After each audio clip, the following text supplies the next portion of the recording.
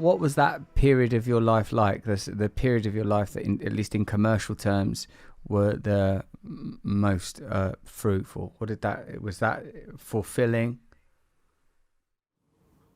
It was. It's great to see, that people are appreciating what you're doing. I mean, we were going around at that time. My first single was like Lady Dub on Feel. And, that was suddenly riding high in the charts, and suddenly I'm there along with Free doing their thing, and Mungo Jerry doing their thing. And I'm there singing this quiet sort of madrigal thing called Lady Dub, inspired, by the way, I would say, by Peter Green an awful lot. God bless him. So anyway, this happened. And then, of course, the next album really did it. And that was Tea for the Tillerman, because then it was like Wild World and Father and Son. And suddenly everybody, got to know Cat Stevens. Yeah. And then, but presumably this was in terms of personal fulfillment limited, but certainly in comparison to your ongoing spiritual journey, because you made what in retrospect still seems like a radical decision to convert to Islam, to change your name, and to sort of the renunciation of fame. In a sense, it is an apostasy of type, because in an economic and materialistic society, to renounce fame, the one of the great icons of our systems, of our secular faith, is an act of secular apostasy. I'm happy with that bit of language. So like even today it seems like a controversial thing. Perhaps like Islam has become more maligned in the sort of Anglophonic West since then, but did you have an awareness of how controversial what you were doing was? Well, that came of course later, but I was daring, I would say, in as much as I was able to pass through certain thresholds which had been placed there by, whoever and whatever, and your circumstance, your social surroundings, and your upbringing, your culture. I wasn't English, but I was. But then, my father was Greek, my mother was Swedish, and I was kind of a free spirit. I didn't really belong to anything, and that was very important, I think, and the same as what I was in school. I was like, I wasn't really in church with everybody else doing what they were doing. So that gives you a hint of why I was able to, at a certain point, when I was given some sight of another way of looking at God, that what enabled me to go forward, and that is the most important thing. I think one of the greatest discoveries was for me to find,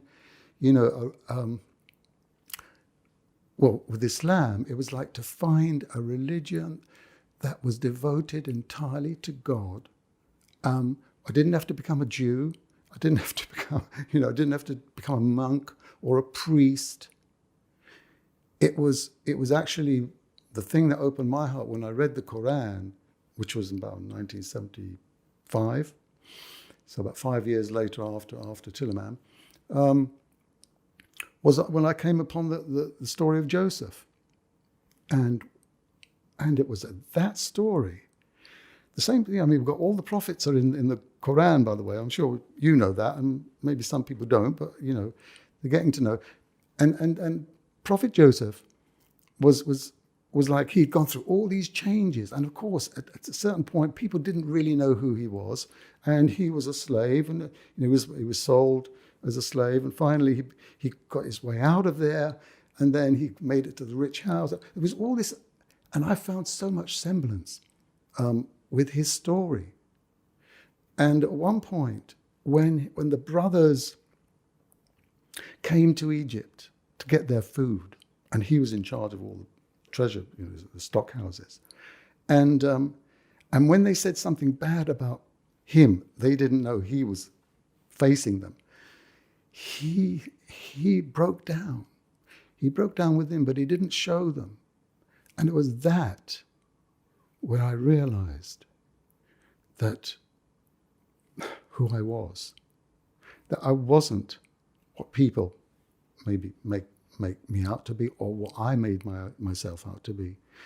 And that's why I chose the name Yusuf, by the way, in the end. This is Joseph, because I broke through.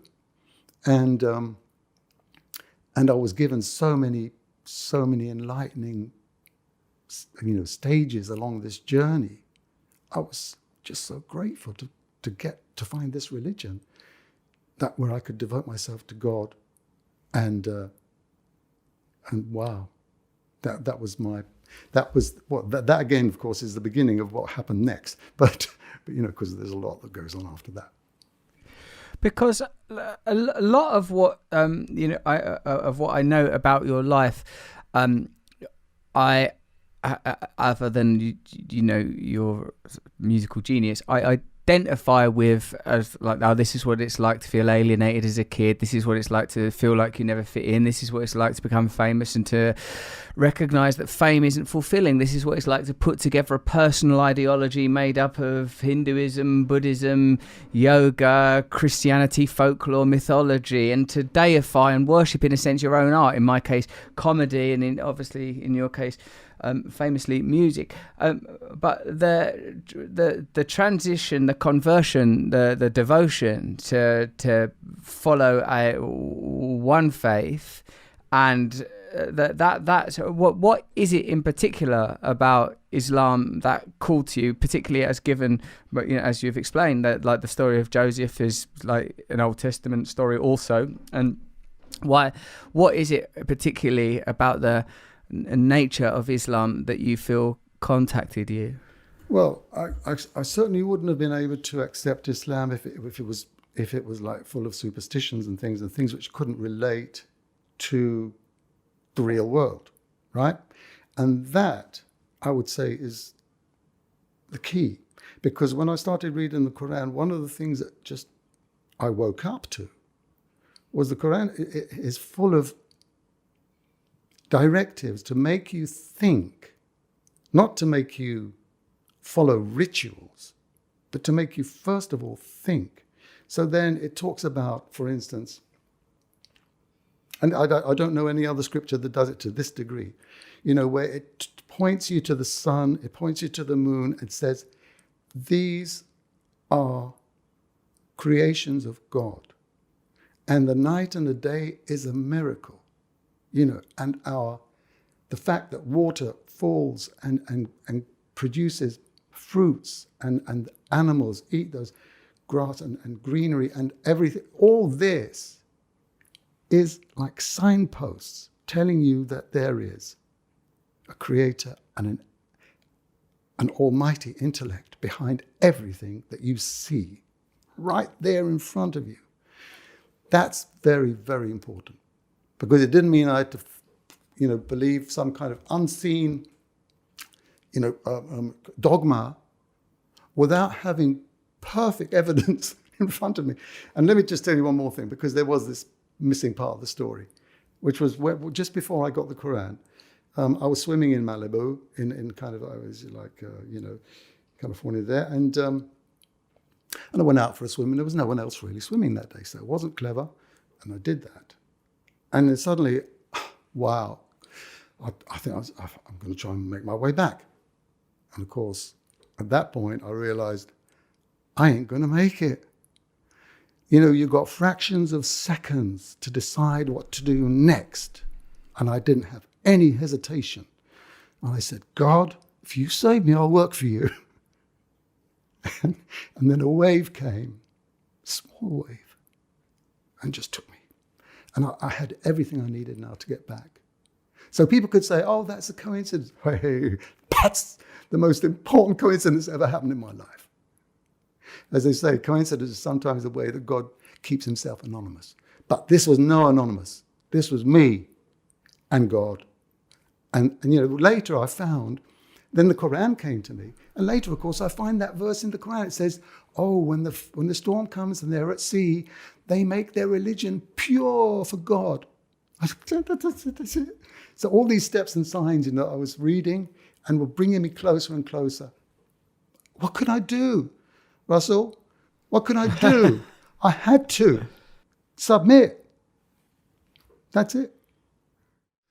Yeah, I really identify with what you're saying about recognizing that instead of looking for some peculiar dualistic proof of God, the lightning flash or the voice from on high, see in all things the divine beauty of nature and the potent intellect that we can read as being behind it. I identify strongly with that.